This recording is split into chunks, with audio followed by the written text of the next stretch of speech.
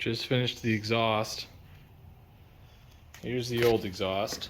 Not great, as you can see. It's got a couple pretty sharp bends coming right off the turbo and into this tiny little resonator exhaust.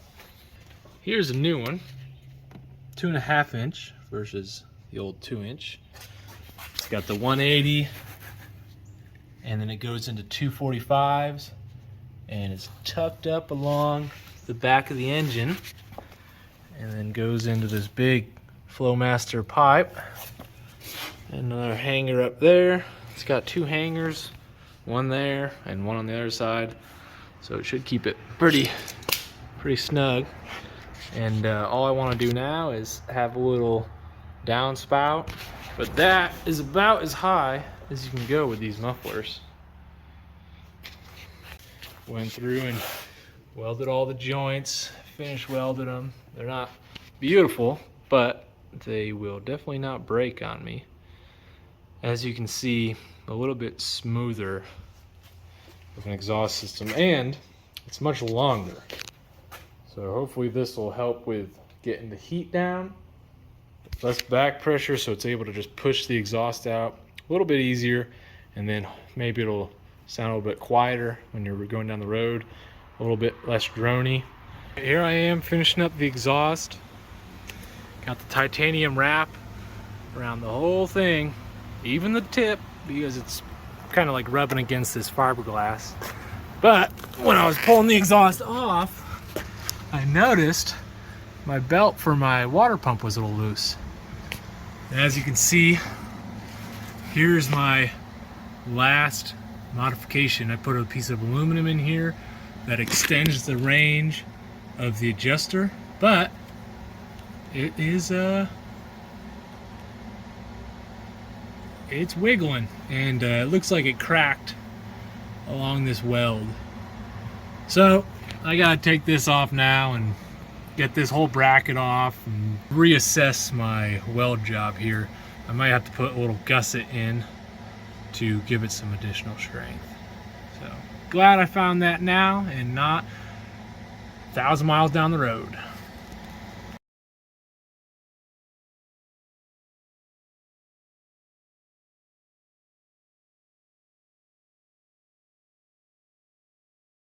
Alright, so now I'm putting some long wheel studs in the Vanagon for these new alloy wheels, and kind of doing it the redneck way. Put all the lug nuts on just so the threads are even with the bolt, and hit it with a hammer. The bigger the hammer and the more momentum you have, the less striking it's going to take.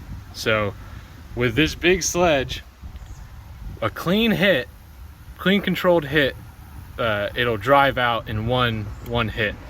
And I do them all at the same time, and I don't rotate the wheel at all. I just drive them all. It's probably terrible for your wheel bearing, but I figure if I'm hitting it here, it'll kind of destroy it evenly, at least, instead of hitting it and then rotating it and hitting it in the same exact spot the whole time. Now that the drum's off, you can kind of see I drove them out.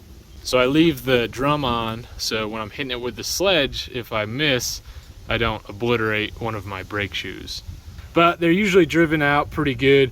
You might come back with a mallet or a small hammer and just tap these out.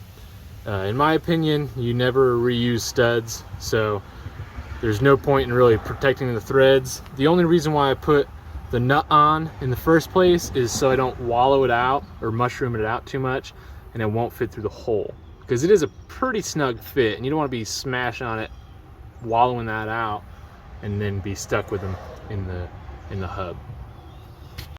All right, just pulled that one through. What I'm using is this big nut that I had to drill a little bit larger to fit over. It's a 5/8 nut, and I had to drill it like 570, 0.570.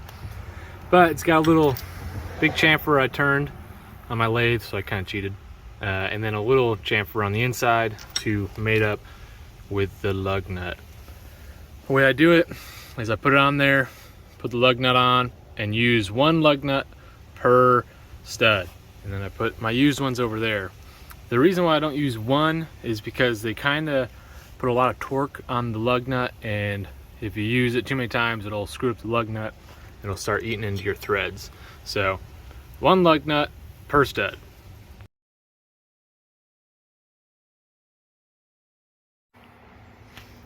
Here's my DIY awning.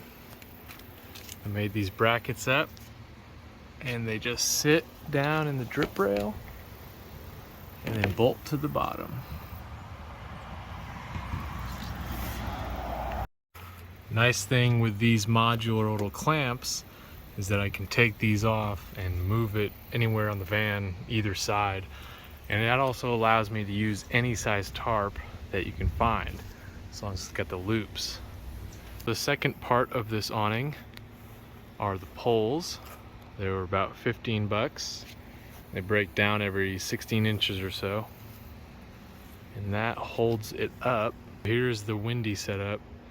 I live in Oklahoma, so I assume this is what I'm going to be using most of the time. It's a 10 by 10 tarp, so you got 5 foot out and then 5 foot down. Overall, this awning cost me about 40 bucks. The tarp was about 25 and the poles about 15. Now, if you can't make your own brackets, then you'd have to obviously find another way to mount it. But so far, I think this will hold up for our New Mexico trip.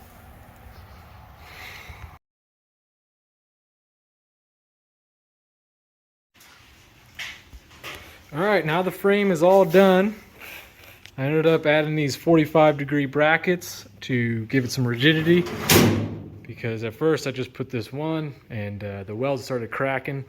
So I put those on, welded both sides, and now it just flips up and it sits on these 1/4-20s, and that's it. So to pull it out, you flip it up and pull the plywood out with the handle, and then flip it down.